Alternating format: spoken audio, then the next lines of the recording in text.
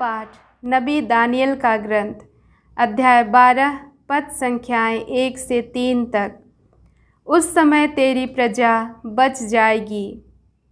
उस समय स्वर्गदूतों का प्रधान और तेरी प्रजा की रक्षा करने वाला मिखाएल उठ खड़ा होगा। उस समय ऐसा घोर संकट होगा जैसा कि राष्ट्रों की उत्पत्ति से अब तक कभी नहीं हुआ है, किंतु उस समय तेरी प्रजा बच जाएगी, वे सब जिनका नाम पुस्तक में लिखा रहेगा। जो लोग पृथ्वी की मिट्टी में सोए हुए थे वे बड़ी संख्या में जाग जाएंगे, कुछ अनंत जीवन के लिए और कुछ अनंत काल तक तिरस्कृत और कलंकित होने के लिए। धर्मी आकाश की ज्योति की तरह प्रकाशमान होंगे, और जिन्होंने बहुतों को धार्मिकता की शिक्षा दी है वे अनंत काल तक तारों की तरह चमकते रहेंगे। प्रभु की वाणी।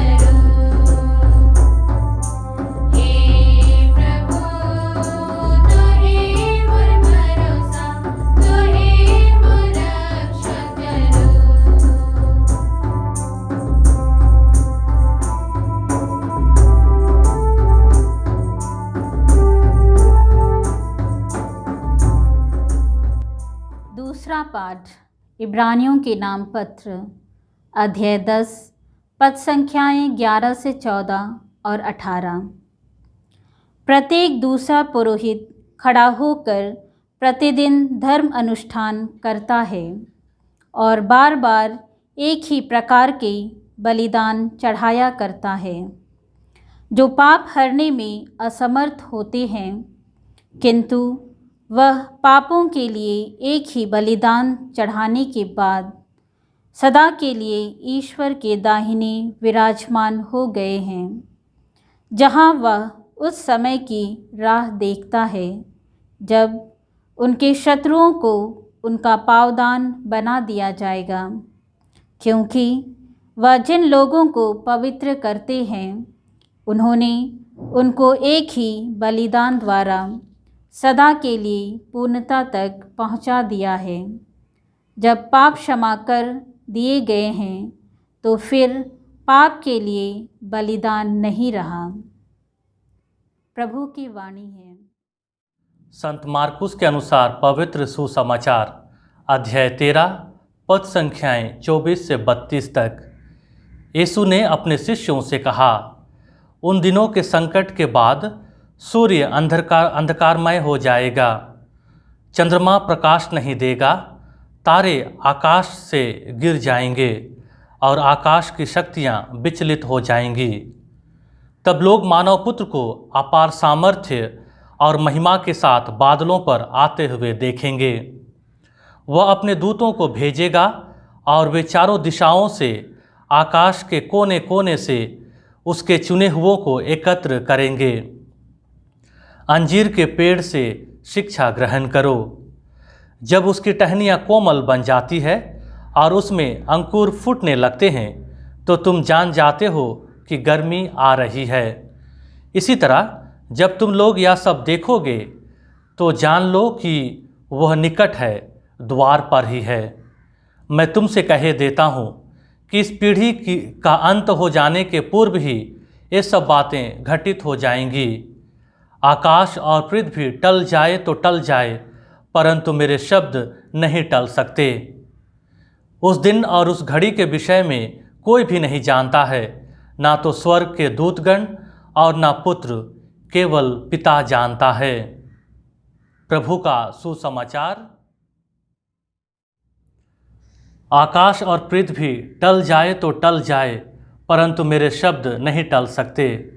मसीह में दुलारे माता पिताओं, भाइयों, बहनों और प्यारे बच्चों, हमारे दैनिक जीवन का अनुभव यह है कि सब कुछ बदलते रहता है या नया बनते जाता है। उम्र, साल, मौसम, व्यक्ति सभी को देखने से पता चलता है कि कुछ भी स्थिर नहीं है, सभी बदलते रहता है। कलीसिया के जीवन में नवंबर का महीना एक ऐसा महीना है जब हम सभी संतों और सभी मृतकों को याद करते हैं।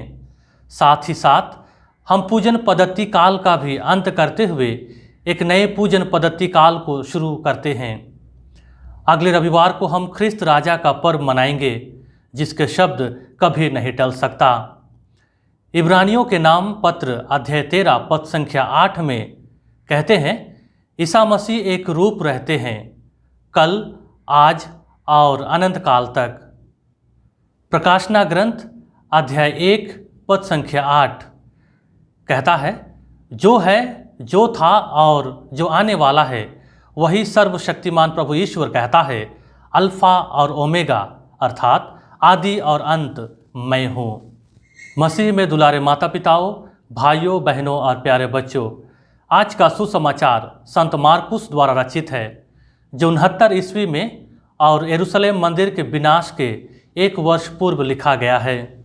उस समय रोमियों का साम्राज्य था। वह विद्रोह करने वाले यहूदियों को दबाया जा रहा था और ख्रिस्तियों को सताया जा रहा था। ऐसे में अधिकतर ख्रिस्ती सोच रहे थे कि प्रभु का पुनरागमन में देर क्यों हो रहा है, उसके प्रतिज्ञा का क्या हुआ है, प्रभु आने में देर क्यों कर रहे हैं। कुछ लोग यह भी सोच रहे थे कि क्या वह वास्तव में प्रतिज्ञात मसीह है। इसलिए सुसमाचार में ख्रिस्तियों के विश्वास को मजबूत करने और प्रभु द्वारा कही गई बातें जैसे आने वाले अत्याचार, यरूशलेम का विनाश और संसार के अंत तथा अपने पुनरागमन के बारे याद दिलाते हैं। सुसमाचार अत्याचार सह रहे लोगों को सांत्वना और आशा दिलाते हुए याद दिलाता है कि प्रभु के आगमन के साथ युद्ध, प्राकृतिक आपदा, परिवार के लोगों द्वारा विश्वासघात सब कुछ समाप्त हो जाएगा। प्यारे भाई और बहनों, इस परिप्रेक्ष्य में सुसमाचार को समझने का प्रयत्न करें। आज के सुसमाचार द्वारा प्रभु यीशु 2 घटनाओं की भविष्यवाणी करते हैं, दुनिया का अंत और उनका दूसरा आगमन। उन दिनों के संकट के बाद सूर्य अंधकारमय हो जाएगा, चंद्रमा प्रकाश नहीं देगा, तारे आकाश से गिर जाएंगे। प्रभु के कथन को हमें अक्षरता नहीं बल्कि प्रतीकात्मक रूप से समझना चाहिए। दुनिया के अंत को हमें काया पलट के रूप में देखना चाहिए। सूर्य का अंधकारमय होना, तारे का गिर जाना नबी ईसायास के ग्रंथ अध्याय 13 पद संख्या 10 और अध्याय 34 पद संख्या 4 से जुड़े हुए हैं, जहां प्रभु इस्राएल और उनके विरोधियों को मिलने वाली सजा के बारे में बताते हैं। कहने का तात्पर्य यह है कि दुनिया का अंत परिवर्तन का समय से है। हमें बहुत चिन्हों को देखने को मिलेंगे। वे चिन्ह हमें प्रभु की ओर लौटने के लिए मदद करते हैं। ये सब हमें यह बताता है कि प्रभु आने वाले हैं। लेकिन प्रभु के दूसरे आगमन के बारे में यीशु खुद कहते हैं अध्याय 13 पद संख्या 32 में, उस दिन और उस घड़ी के विषय में कोई नहीं जानता, ना तो स्वर्ग के दूत और ना पुत्र। इसका मतलब यह नहीं है कि पुत्र यीशु ईश्वर नहीं है। उनके कहने का तात्पर्य यह है कि यह जानना हमारे लिए अनिवार्य नहीं है कि दुनिया का अंत कब होगा।